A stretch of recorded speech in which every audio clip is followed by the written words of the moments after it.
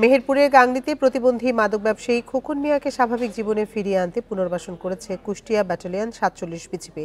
কাজীপুর গ্রামের খোকন মিয়া প্রতিবন্ধী হওয়ায় ভিক্ষাবৃত্তির পাশাপাশি মাদক বহনের কাজ করত।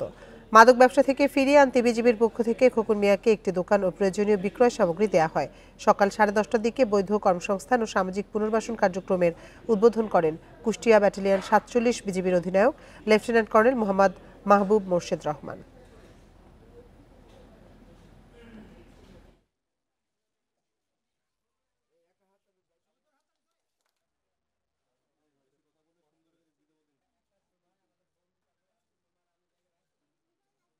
আমরা সেই দোকানের ব্যবস্থা করে দিয়েছি।